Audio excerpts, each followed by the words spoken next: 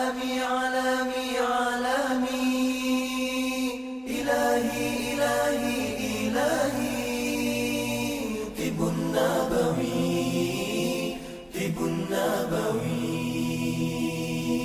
Assalamualaikum warahmatullahi wabarakatuh. Apa khabar bagi pendengar radio klasik Pak Haji pada pagi ini? Alhamdulillah ya, di mana juga kita berada.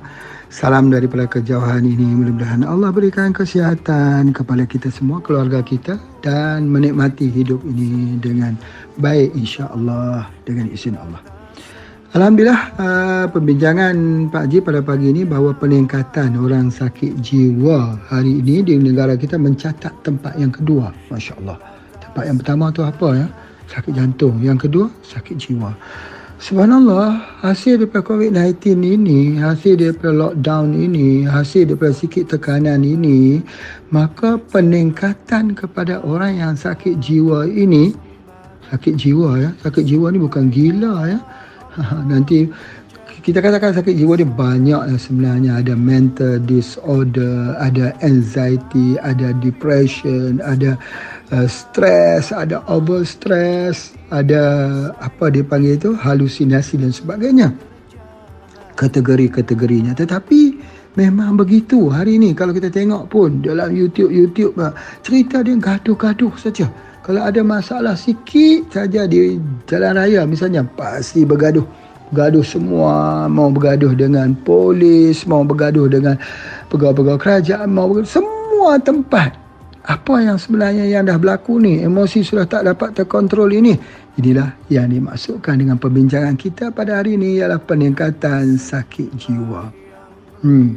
Apa yang kita nak buat dalam keadaan situasi begini? Yang pertama sekali, Rasulullah sallallahu alaihi wasallam pesan supaya kita kena kurang bercakap. Banyakkan diam. Bercakap yang baik-baik saja.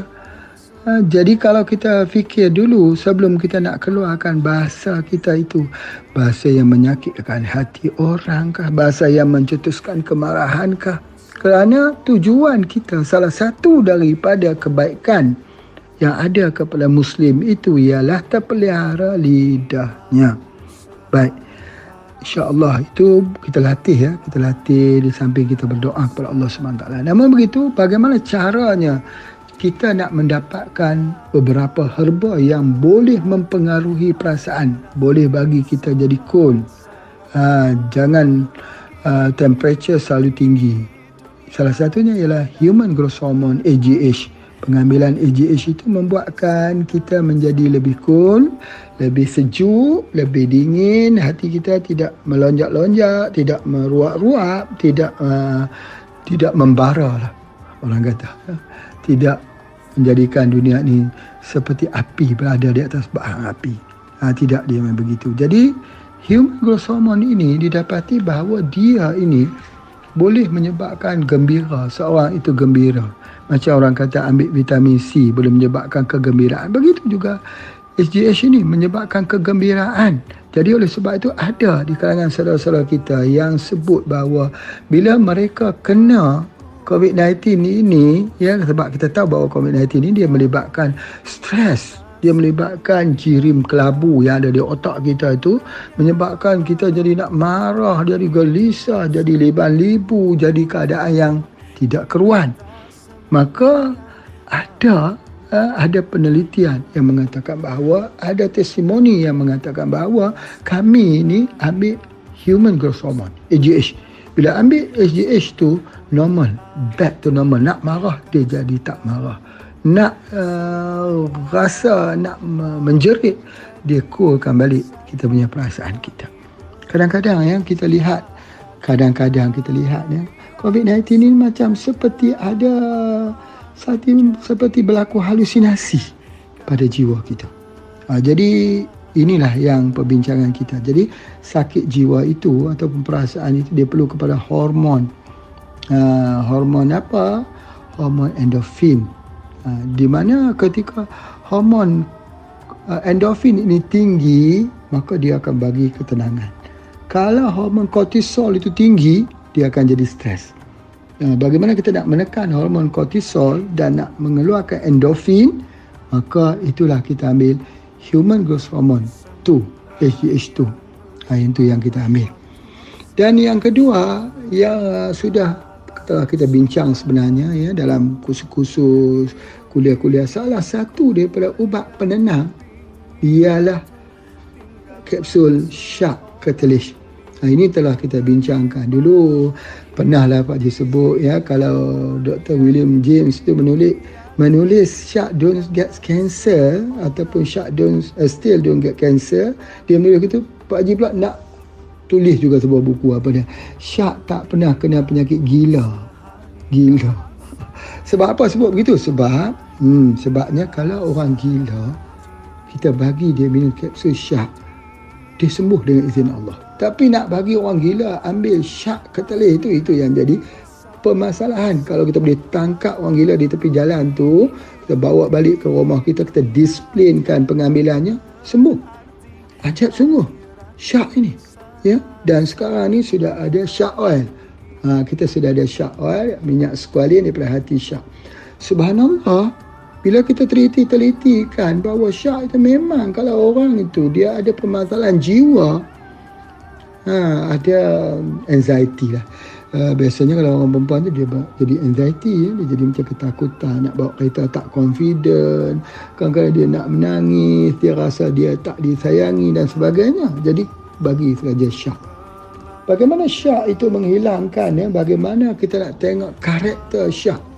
Syak ni apa? Kalau kita tengok karakter dia sangat menarik ya, kalau kita boleh kaji lah.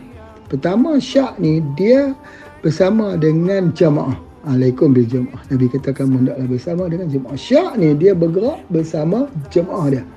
Dia pergi ramai-ramai. Kalau dia jumpa satu-satu makanan itu pun, mereka akan mengepung beramai-ramai. Jadi nak menunjukkan bahawa syak ni dia adalah orang yang bersosial.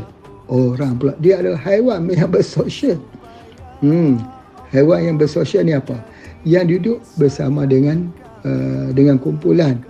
Jadi ini menunjukkan bahawa dia bukan ada masalah anxiety, masalah depression, masalah jiwa. Orang sakit jiwa dia kan nak duduk dalam kumpulan, dia duduk sendiri-sendiri.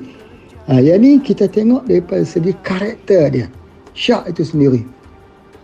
Dan yang kedua, syak ni ada juga kita panggil whale ya. Whale itu ikan paus ya, dia pun daripada jenis syak juga ya. Mereka selalu duduk di mana? Deep ocean. Deep ocean tu apa dia?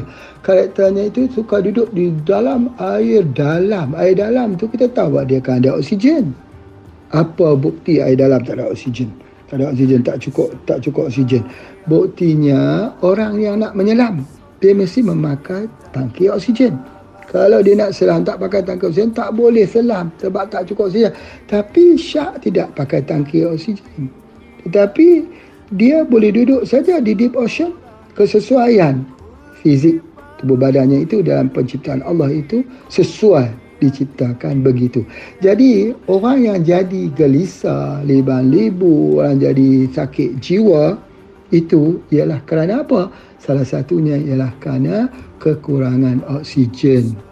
Kita pun kalau kurang oksigen, seperti kita jatuh dalam air, kita tercungak-cungak. Sebab apa? Kurang oksigen. Begitulah orang yang sakit jiwanya itu kerana kekurangan oksigen. Sebab tu dikatakan bahawa perawatannya dapat tempat-tempat yang tinggi untuk dapatkan oksigen yang baik, tidak ada pencemaran, polusi dan sebagainya. Jadi oleh sebab itulah maka apa yang Pak Ji nak sebutkan dekat sini, syak catalyst boleh digunakan untuk perawatan. Syak oil yang kita dah keluarkan juga itu boleh digunakan untuk perawatan, khususnya bagi mereka yang ada permasalahan sakit jiwa. Kemudian seterusnya, boleh juga kita gunakan MMP. MMP yang efektifnya ialah pada bahagian otak. Seperti mana yang telah kita bincang banyak sekali, ada herba-herba yang berfungsi untuk otak. Salah satunya MMP. Yang keduanya mengkudu. Yang ketiga radi-EQ. Ini adalah kesemua herba-herba yang sampai ke otak. Bila kita ambilkannya itu, kita boleh pilih, kita boleh kelas yang mana yang sesuai dengan kita, yang mana lebih efektif dengan kita. Seperti kita ambil vitamin C jugalah, kita memilih jenis-jenis yang lebih efektif dengan kita. ada orang yang ambil madu lebah. Kalau yang masih ingat dulu kita ada keluar madu super ya. Madu super setengah kilo saja 500. Rasa madunya itu seperti air tebu. Seperti air tebu saja. Madu super itu dia ambil di Banjaran Nakawan. Di tepi banjaran yang tinggi itu, lebah membuat sarangnya di bukit, bukan buat di pokok, buat di batu. Orang yang ambil itu Masya Allah lah, bergada nyawa lah. Kalau jatuhlah saja buluh yang diletak untuk memanjat itu, berartinya meninggal lah jawapannya.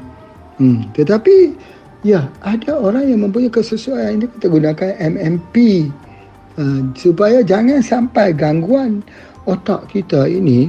Masya Allah, memang betul ya, memang betul. Siapa kena COVID-19 ini, antara tanda-tanda kemudiannya ialah gangguan pada otak. Susah nak fikir lah. Jadi orang kata lahir manusia baru.